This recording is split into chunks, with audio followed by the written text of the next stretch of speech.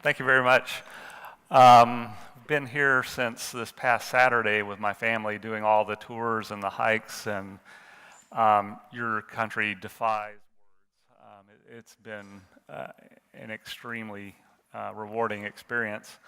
I also have to say that I've knocked another thing off the bucket list, and that's the ability to wear one of these microphones. So today we're going to talk about extending area under the curve. And I think what you'll be getting a sense of by listening to each of our speakers is that when we talk about extending lifespan, the way that we do that is by extending health span. That is the way to extend lifespan. And there are many different researchers, companies that are looking at life extension. And I would like to encourage them that if you want to know where to look to those four basic pillars that Dr. Chatterjee talked about. So as a little bit of background as to how I came to this talk, I'll talk a little bit about myself. Like Gudmundur, I'm an emergency physician. And I am also an exercise geek who runs a business that is just basically a hobby gone wild. But to give you some sense of what the two sides of my professional life are like is first is in the emergency room, particularly in the United States, but in emergency rooms across the world. It is hard to describe to you just how unhealthy a population we're dealing with and how sick people really are. Combine that with the fact that we are dealing with the sickest of the sick, both chronically and acutely, in an environment that is highly unstable. So most medical systems, on a broad aspect, the system itself is largely built upon restricting access. Yet, within that system, you have one locus of operations where access is unlimited. 24/7, 365, you cannot turn anyone away. So that creates a bottleneck that takes and pushes all these chronically sick people through, mixed in with a huge volume of people that may be less acutely sick. So it creates this huge pressure. And in a given shift, you're going to spend all of your time pulling people back from the edge of the cliff as they fall off of it. Okay, we are not talking about health span. We're not even in that realm at all. So when I go to work, it can be a beautiful day outside. And the moment I walk through those double doors, it just goes to hell. It is like the beginning of the movie Saving Private Ryan when the door drops down on the personnel carrier and all of a sudden you're on Normandy Beach. That's what it feels like. And I'm spending all of my time saving people from themselves very late in the game. It's sort of a brinksmanship type of operation. And sometimes, as Gudmundur can testify, is you almost have to make people temporarily worse in order to save them and make them temporarily better. But we do very little long-term fixing. As opposed to my other activity, at Ultimate Exercise, which is a personal training gym where we provide high-intensity strength training to our clients, which is a very controlled situation. We have one client at a time. They come in for a scheduled appointment. We administered a very protocol-driven, controlled form of exercise to them. And when I first opened the place, which was entirely by accident, I just wanted the equipment. And turns out that the weight of the equipment was not going to work out in my house, so I rented a space, and then I thought, maybe we can do personal training here. So I had this vision in my head that it would be a place for really fit people to come and work out and be really serious. But what we attracted were very average people and people that had health issues. And what I started to see over time is that that's where I was making my big impact. Because we'd have people that were type 2 diabetics come in, and after 12 weeks of training, all of a sudden they were having problems with having hypoglycemic spells during the day. And lo and behold, they had to go off of their oral hypoglycemics. We have patients with essential hypertension that were on blood pressure medicine that seemingly 12 weeks seemed to be like the magic marker. All of a sudden, they were becoming hypotensive and having near syncopal episodes. They go and visit their doctor and they had to be taken off their medication because they were no longer hypertensive. And I never went into this even thinking about that because I started Ultimate Exercise 20 years ago in 1997. I was 35. You know, I'm not thinking in those terms at all. But as the years have gone by, it's really had an impact on me.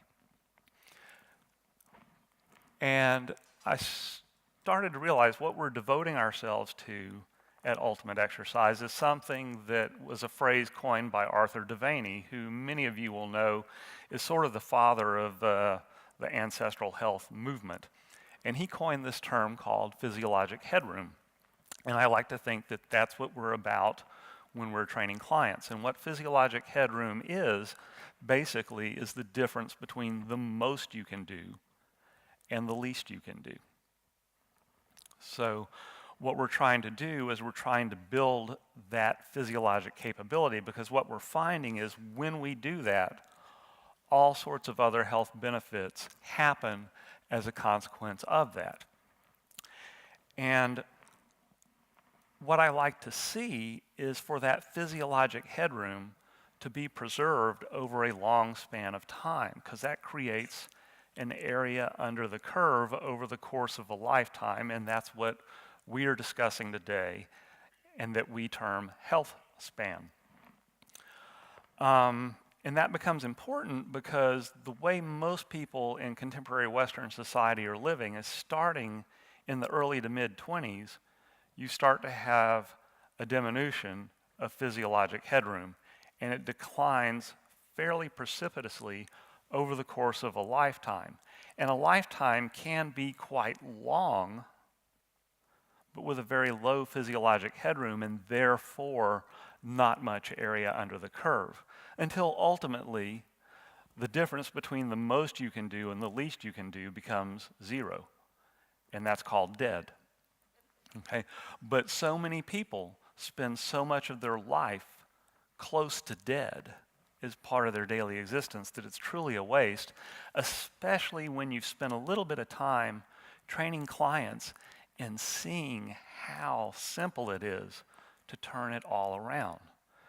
I'm sure it's a similar sort of experience that Dr. Chatterjee experienced being with those families and taking the interventions he did. Is the interventions are very, very simple and very basic, but the body's response to them is incredibly predictable.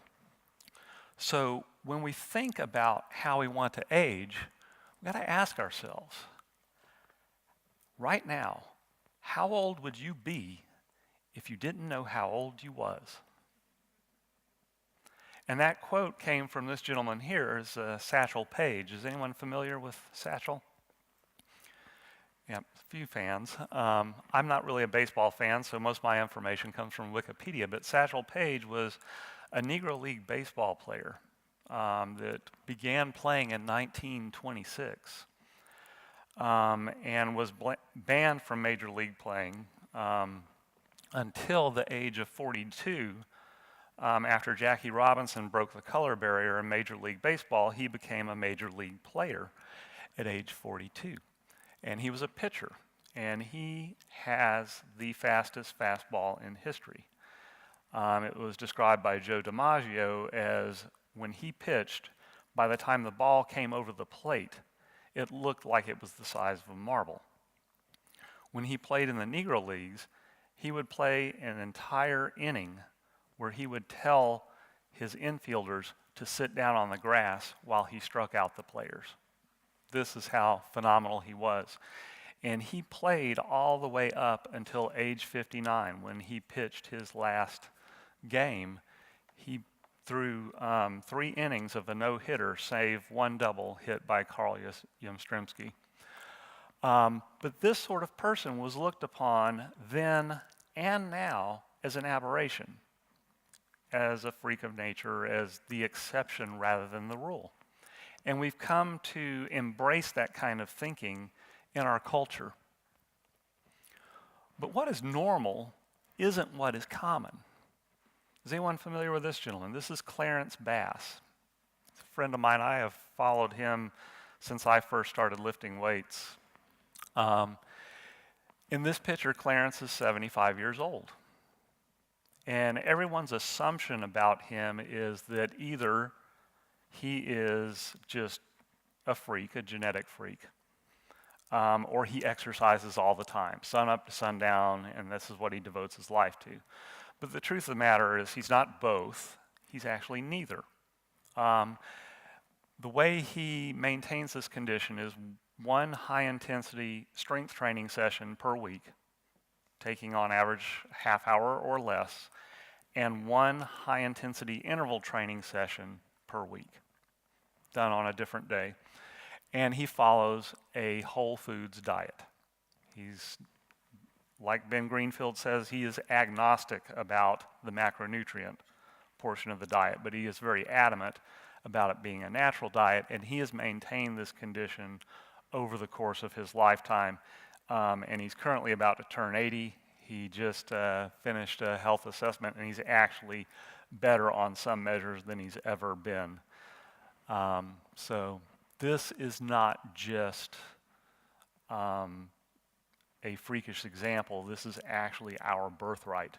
And if we doubt it, what we need to do is say, okay, let's look at an example of a modern hunter-gatherer of similar age, and you'll see as we go back and forth, they're very similar, and this is what normal aging should look like when you preserve physiologic headroom across a lifetime. This is where I live. This is what I deal with on a day-by-day basis. In a given shift, I can see between 20 and 35 patients, many of which are very unstable, critically ill. But I know that I go through entire shifts where when I need to listen to someone's back with a stethoscope, that I can go through an entire shift without encountering a patient that can sit up under their own power. Okay? We have a little bell in the workstation of the ER that's like at the hotel, the ding, you can hit it. We hit that bell whenever we see a female patient that weighs less than I do. And it's a good day if I can hit that one time. And what we're seeing here is if you look, first is look at the food, and then look at the size of the drinks. This is how we roll in America, okay?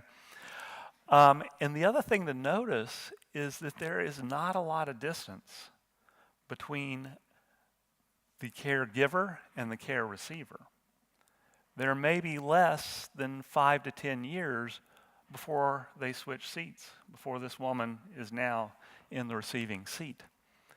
But we have to understand that what is common in our society is decidedly not normal.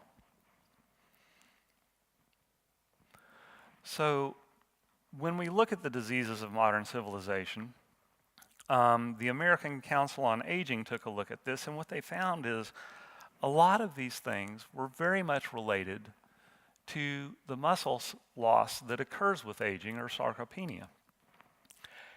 And they devised,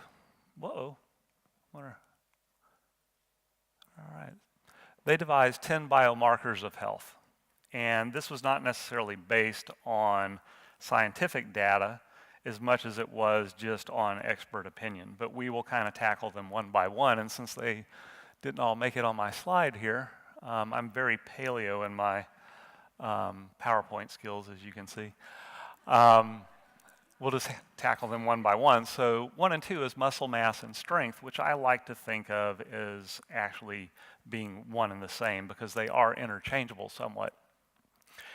And strength is in and of itself a good thing. It's independently associated with your functional ability, what you're able to do in day-to-day life, as well as your balance. But more importantly is I've really gotten hooked lately on this whole concept of myokines. And myokines are basically the cytokines that are generated by skeletal muscle as they do demanding work. And they have a powerful endocrine signaling-like effect on all the other tissues of your body. And they are a category of cytokine that are anti-inflammatory in nature. And they oppose the inflammatory cytokines that are released by adipose tissue, particularly central adipose tissue as opposed to subcutaneous adipose tissue. So they serve both as a wellspring of beneficial hormones and signaling, and also contribute to our functional ability.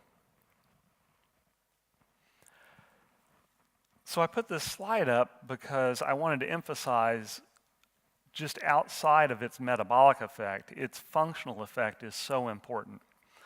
Recently, my Department of Emergency Medicine had a journal club where we invited the director of trauma, Rick Miller, from Vanderbilt University to speak to us.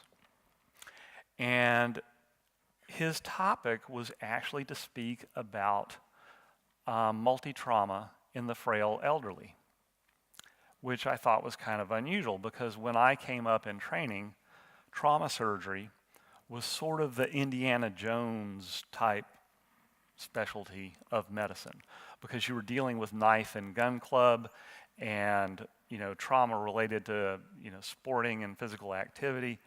It was a very dynamic specialty. But now the trauma service has morphed into a modified nursing home because now multiple trauma from elderly falls has displaced the knife and gun club as the #1 representative on the trauma service. And what they're finding is before, trauma usually affected the young and healthy, and it was managing them resulted in a quick turnaround and a return to health, whereas this is resulting in a long, steady decline and ultimately death. And he made an astounding statement as they had some physical therapists that were doing a research project with them. And what they discovered is simply by looking at can this person get up out of a chair, they could predict the mortality from their multiple trauma patients. So the people that could just stand up out of a chair unassisted generally did as well as the younger cohorts. By the time you have to use your arms to push to stand up out of a chair, mortality from multi-systems trauma starts to approach 50%. By the time an elderly person cannot get out of a chair without the assistance of another person, mortality is approaching 100%.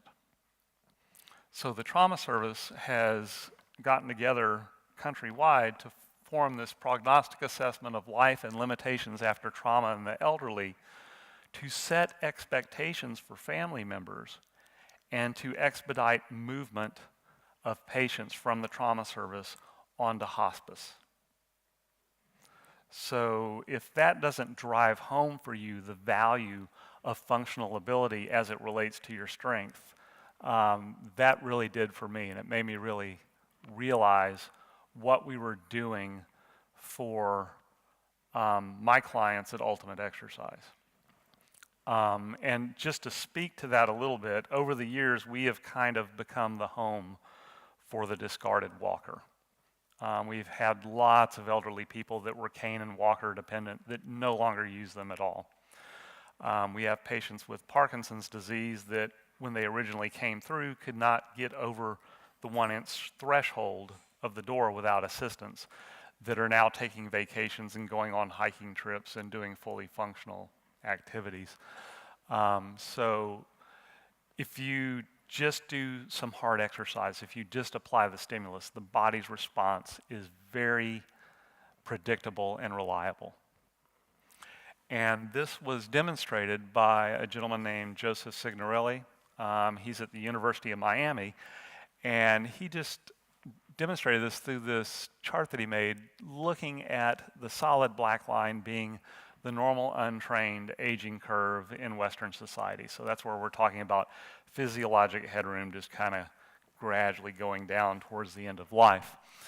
But if at middle age you started to introduce resistance training or strength training, you could bend that aging curve upwards. And as opposed to lifelong training, the dotted line at the very top where your physiologic headroom is higher and stays higher throughout the course of a lifetime. And what I'm finding as we train our clients is that even if we get someone later in life that's on that aging curve, if we train them appropriately and without fear and aggressively, regardless of how frail they seem, they will not only approach that bent aging curve, that bent aging curve approaches upwards to where the lifelong training curve is. There's no reason that someone cannot go from the black line up to the dotted line almost at any point. I have clients at my facility that are in their mid-80s that are stronger than I am on almost every movement. So it is definitely possible. Now this red line was actually added to this graph by a Dr. Padden Jones out of Texas State University, close to where I grew up. And what she made a point of is that once you're on that black line, then you start to have the diseases of modern civilization, and at different points, you will have these acute events on top of your chronic illness that will drop you down very significantly. You may recover some, but then you're going to keep dropping, and it just happens over and over again. And at each of those inflection points in the emergency room, that's where I'm living. So this professional crisis that I have is the disparity of going in for shift in the ER at the bottom of one of those red deflections versus seeing what's happening to my clients at the top end of that aging curve. And just as a visual example of this, just being active outside of any sort of strength training or resistance training is very important and very adequate. At the top we see a cross-section of someone's thigh. So if it's like you were a honey-baked ham, taking a single slice of the ham and holding it up, in a 40-year-old triathlete versus a 74-year-old sedentary man. And you can see the difference between the muscle that is then atrophied and how much adipose tissue there is. And when you think about skeletal muscle housing these anti-inflammatory myokines versus the adipokines that are in body fat, and what that means for the totality of your metabolism, it is quite striking. But then if you look at someone that is in their 70s, that's a triathlete, it's every bit as good as someone that's 30 years their younger. As long as you keep doing it, your body will behave as if it were 30 years prior.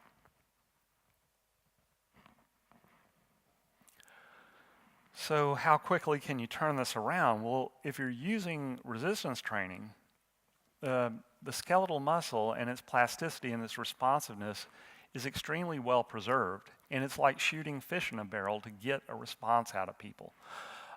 This is an MRI of a thigh in a 92-year-old subject after 12 weeks of resistance training.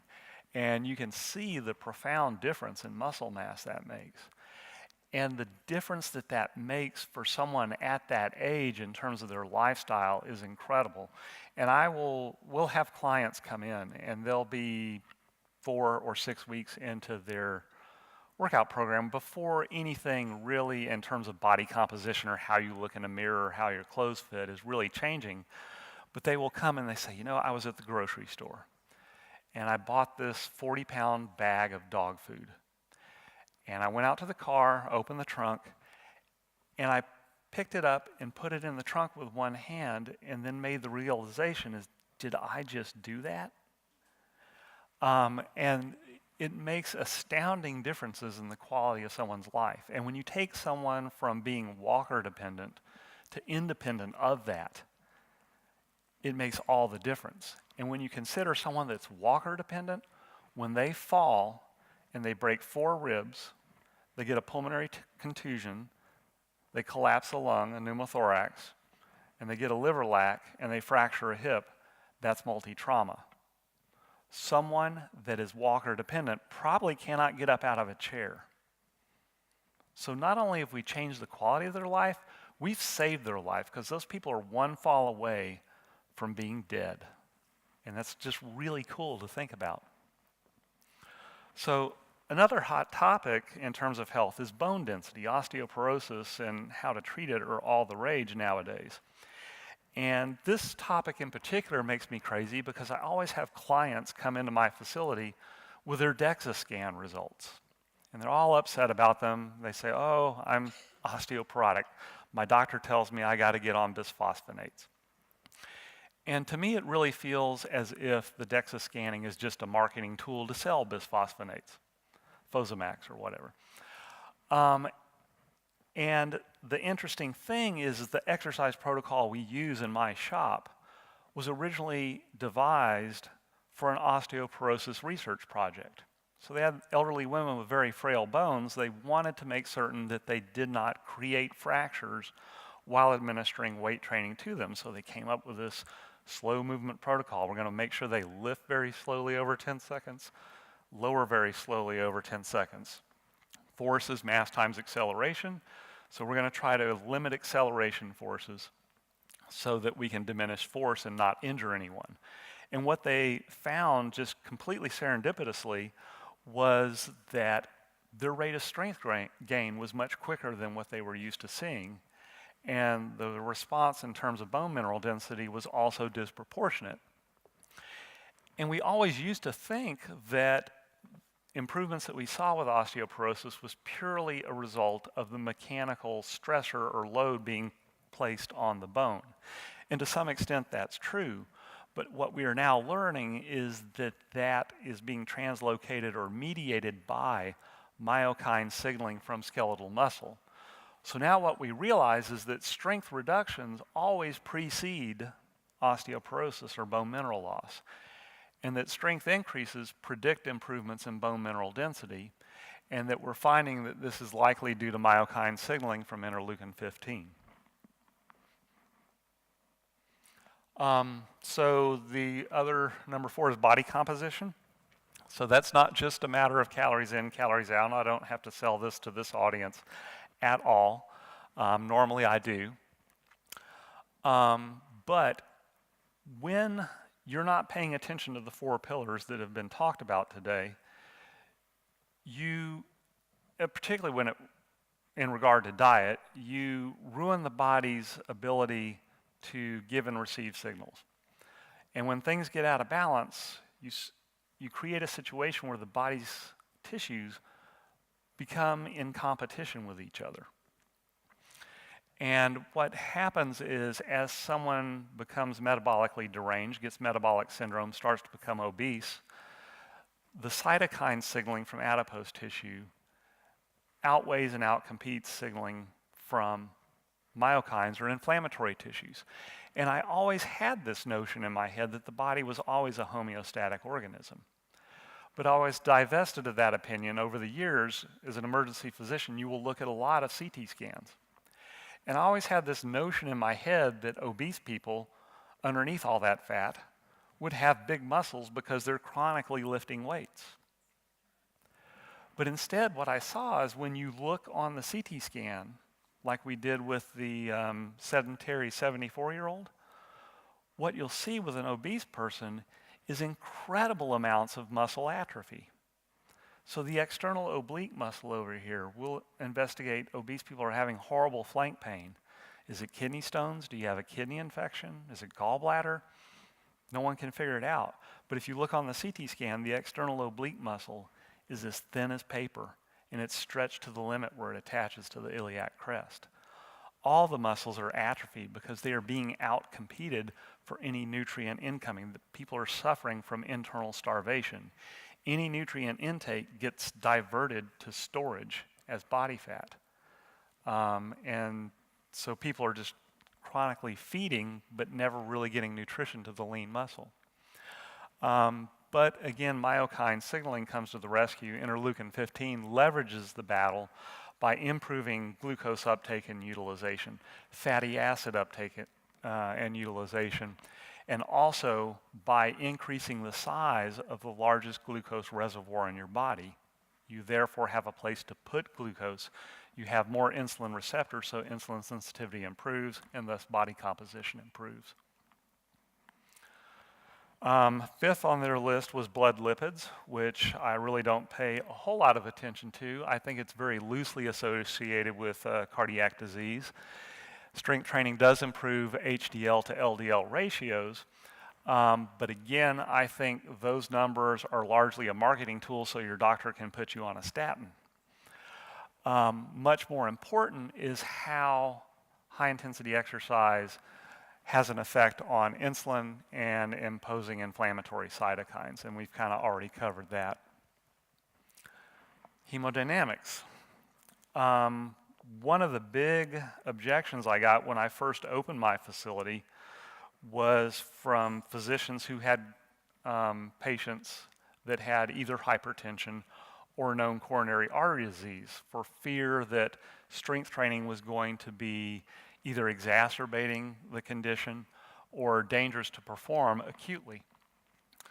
And I kind of, I'm amazed that I did, just because of the potential liability. I just kind of ignored all this. And we brought clients in and trained them anyway, and we had, one gentleman I recall had fairly advanced coronary artery disease. He was no longer a candidate for stenting, and he had regular angina. If he walked up a slight incline, he would get anginal pain. But ironically, we could take him in the facility, we could put him through a full workout, training each movement to complete muscular failure with fairly minimal rest between each set, so a fairly demanding workout, and he could go through the entire workout and not have anginal pain.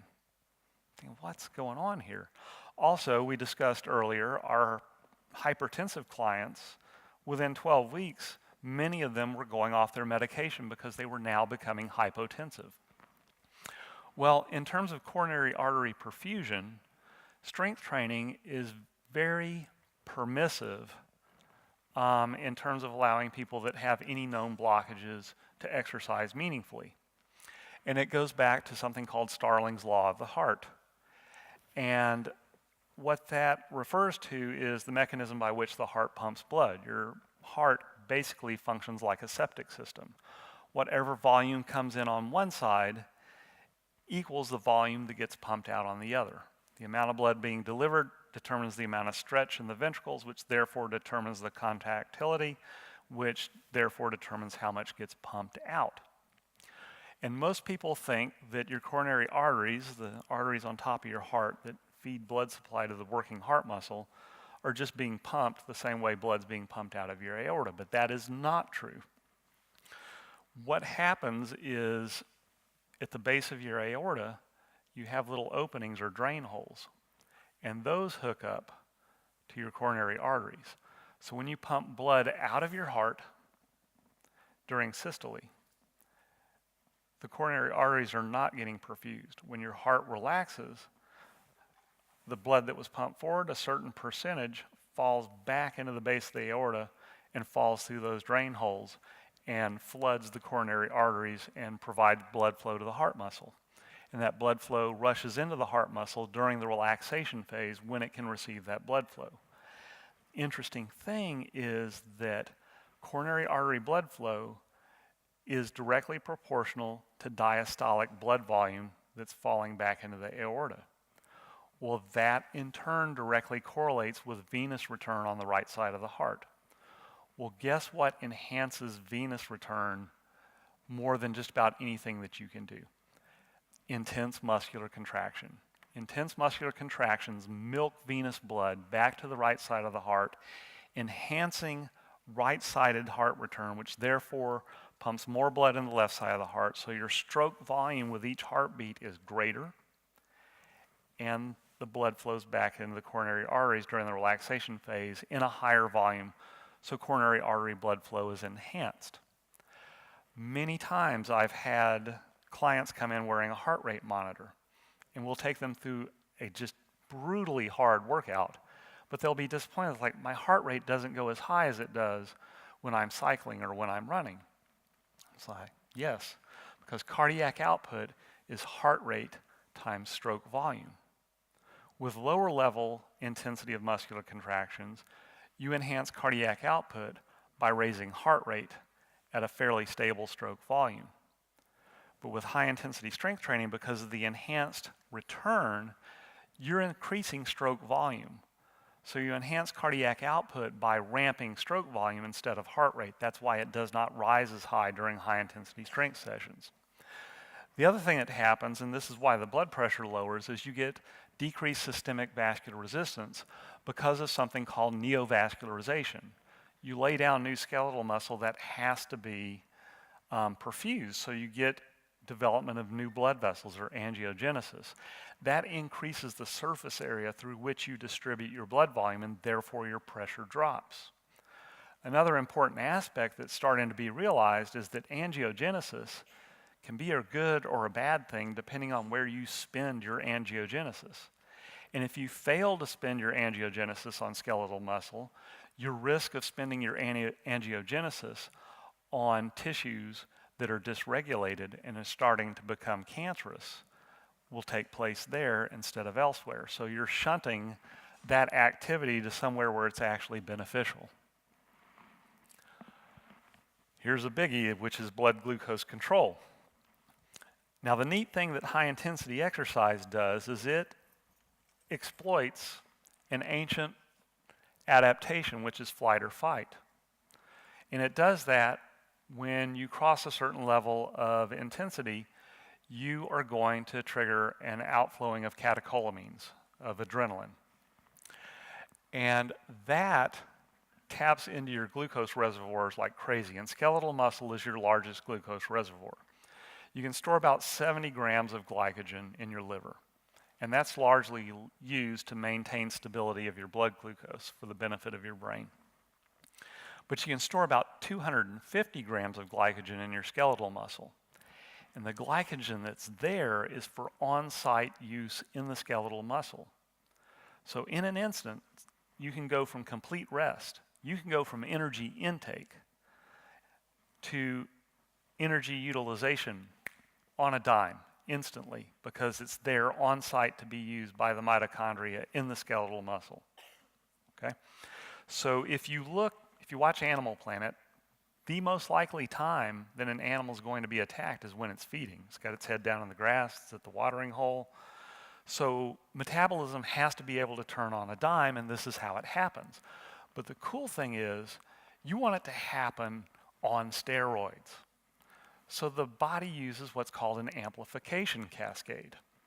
So the moment a molecule of adrenaline hits an enzyme called glycogen phosphorylase, it's activated. But one molecule of glycogen phosphorylase A will go out and activate, say, 10,000 molecules of glycogen phosphorylase B. Each one of those B molecules will go and activate 10,000 more in the next step, so that by the time you actually cleave glycogen, one molecule of adrenaline is triggering mobilization of millions of molecules of glucose being cleaved off glycogen by an amplification cascade. A similar amplification cascade occurs for the utilization of fatty acids. So in this state, you're cleaving both glycogen and free fatty acids to be metabolized as quickly as possible for emergency usage. So we exploit this, and basically what we're doing on an acute basis is invoking the antithesis of the metabolic syndrome. Next on their list is aerobic capacity. And I think, much like the cholesterol on their list, this is a little bit misunderstood, and a lot of people conflate this with being cardio. And that's simply because the cardiovascular benefits of exercise were always attached to VO2 max testing, because back in the 70s, when exercise physiology first started investigating all this, the only measuring tool they had was a VO2 max measuring, which pretty much tied you to some sort of stationary ergometer, be it a treadmill, exercise bike, or something of that nature. So the improvements in oxygen consumption got intrinsically tied to improvements in cardiovascular health, such that now, we don't even say we're doing aerobics, we say we're going to go do cardio. But the important thing to realize is that the aerobic subsection of metabolism, that which occurs in the mitochondria, depends upon substrate that is delivered when you're performing higher intensity work. So you start off in that gigantic diagram of metabolism at the beginning of the day. You start off with glucose, and it goes through about a 20-step process in the cytosol, or the liquid portion of the cell, and gets metabolized down to a chemical called pyruvate. And that's anaerobic metabolism, which is very ancient. Mitochondria actually got into our cells as a parasitic infection, which became symbiotic. These protobacteria got into the cytosol of the cells to eat their waste products, which was pyruvate. But ironically, they could take that and go through its own energy producing process that was described earlier through the electron transport chain, and generate even higher levels of energy. But the important point to realize is when you're doing high intensity exercise, what you're doing is you're taking glucose and you're delivering pyruvate to the mitochondria at a much, much faster rate. The rate at which you deliver pyruvate into the mitochondria determines how fast you can turn the aerobic cycle.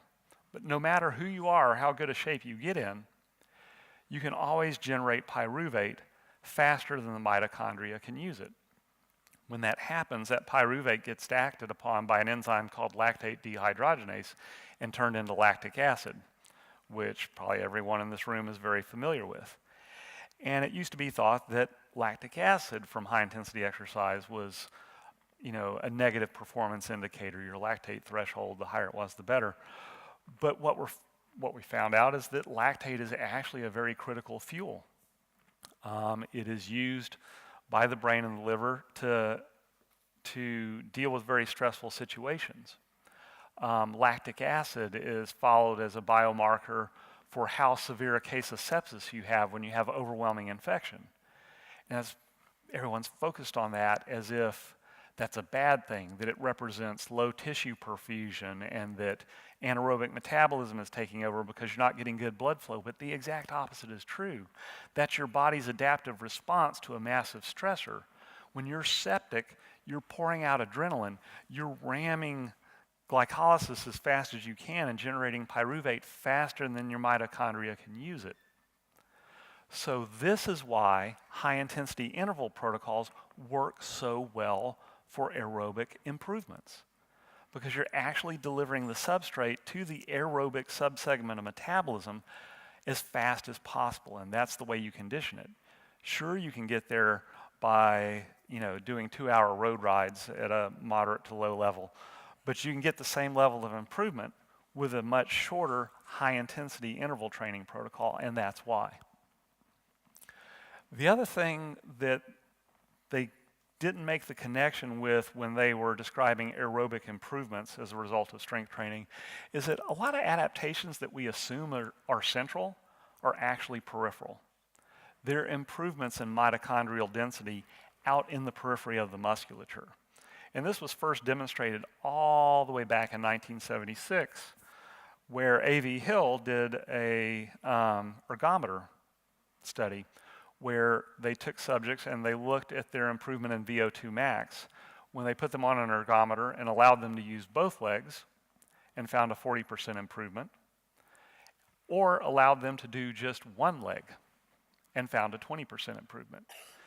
the assumption was is that improvement in aerobic conditioning was something going on in the heart and blood vessels and in the respiratory system, when actually it was what was going out in the periphery of the muscle.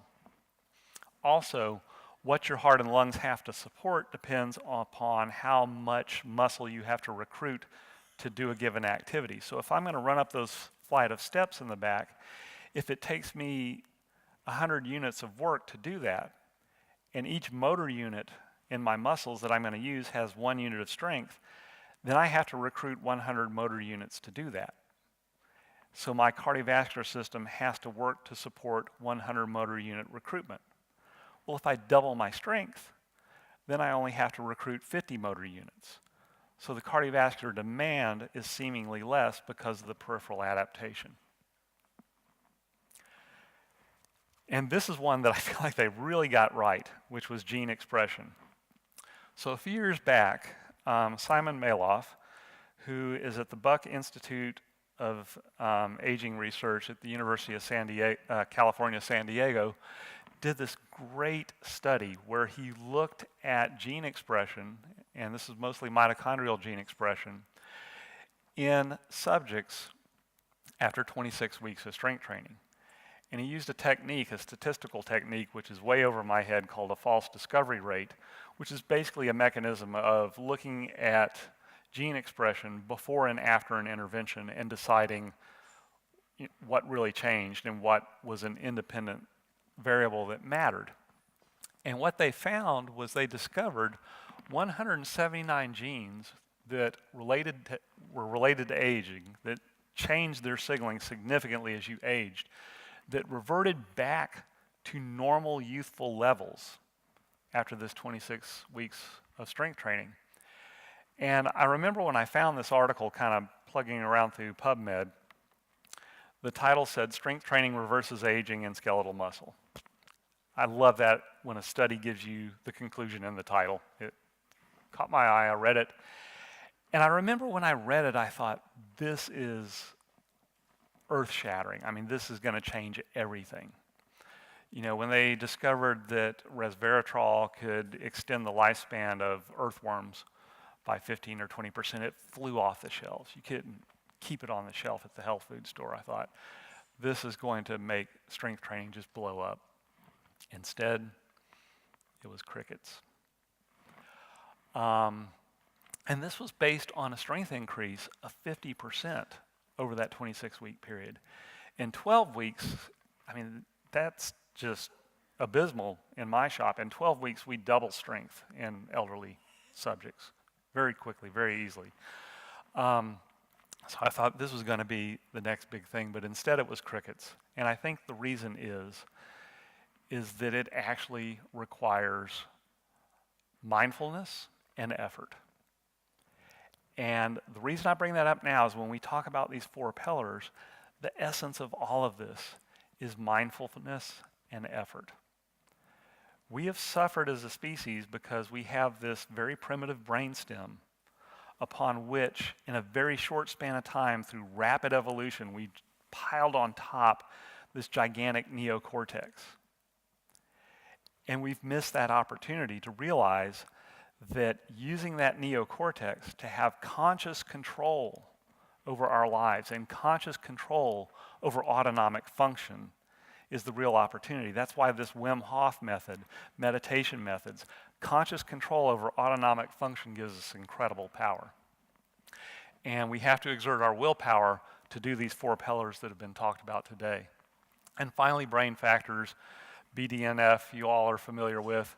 It's also a myokine. It's expressed in skeletal muscle with hard exercise, but it's not known whether that is just a local effect. But the thought is that BDNF in muscle, through some sort of intermediary, signals BDNF in the brain, even if it cannot cross the blood-brain barrier.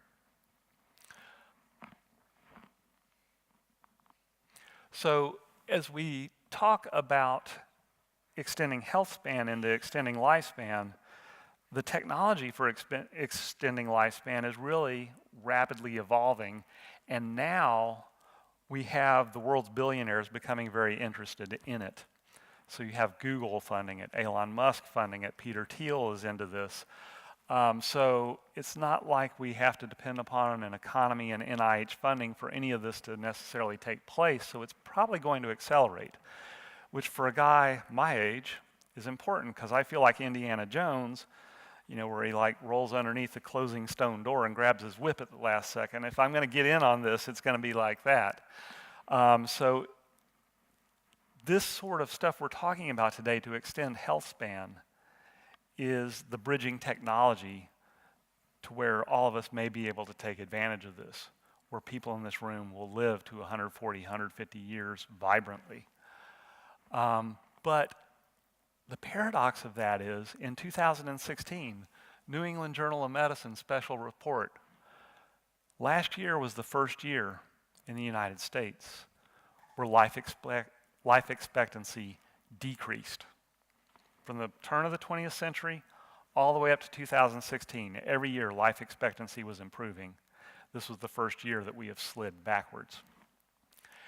And one of the fears and one of the ethical dilemmas that may come to pass is that the technology that these billionaire tech people are investing in, it may be possible to extend lifespan irrespective of health span. And then what do you do? Because if you apply that technology without any means testing for whether this person has bothered to improve their health span or not, you will take the collapsing healthcare system and just crush it. And that's going to be a real ethical dilemma to come. So in the end, I'm not talking at all about the specifics of my exercise protocol because I really just don't think it matters anymore. What I think does matter is that you stress your skeletal muscle. Don't be afraid to be aggressive about it. And the benefits that come from it will dovetail in with everything else that you've heard today. And it doesn't have to be perfect, just get started. And I think that will serve as a bridge to the technological advances that are coming. And I appreciate your attention.